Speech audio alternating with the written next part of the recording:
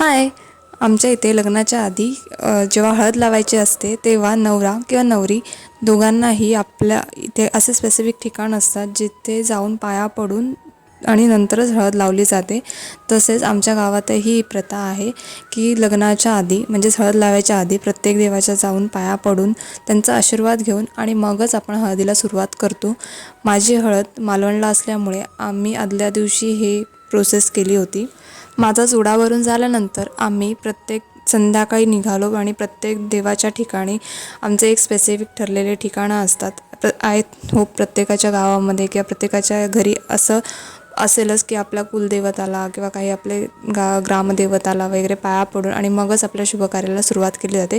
तसंच आमच्या इथे पण आहे. आम्ही संध्याकाळी निघालो आणि आणि आम्ही असे निघालो संध्याकाळी आणि सर्व देवांच्या इथे जाऊन नारळ वाढवून घेऊन आम्ही त्यांचे आशीर्वाद घेऊन पुढे पूर्ण जे जे आमचे स्पेसिफिक ठिकाण होते तिथे जाऊन सगळ्यांचे आशीर्वाद घेतले.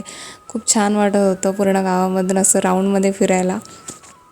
नेक्स्ट डे आम्हाला मालवणला लवकर निघायचं होतं, त्याच्यामुळे इथे माझी हळद नव्हती म्हणून आम्ही असं डिसाईड केलं होतं की ॲटलिस्ट माझ्या घरी अंगणामध्ये काहीतरी कार्यक्रम व्हावा म्हणून आम्ही स्पीकर लावला होता आणि रात्री आम्ही खूप धमाल केली. त्याचे व्हिडिओसुद्धा मी नंतरच्या व्हिडिओमध्ये तुम्हाला दाखवेनच. कसा आम्ही डान्स केला, खूप एन्जॉय केलं, कारण सगळेच जण तेवढ्या लांब येणं शक्य नव्हतं आणि खूप आधीपासूनच आमची सगळ्यांची इच्छा होती की माझं लग्न तरी ॲटलिस्ट आमच्या अंगणामध्ये व्हावं, पण ते पॉसिबल नव्हतं. तरीसुद्धा आम्ही अशी अरेंजमेंट केली होती की इथल्या लोकांनासुद्धा आम्ही एन्जॉय करायला मिळावं आणि तो आनंद इथल्या लोकांनीसुद्धा घ्यावा.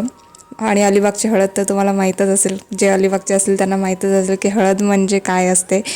सो फुल ना फुलाची पाकळी आम्ही स्पीकर तरी लावला होता आणि आम्ही रात्री खूप मस्त एन्जॉय केलं. ते बघण्यासाठी तुम्ही स्टे ट्यून. बाय.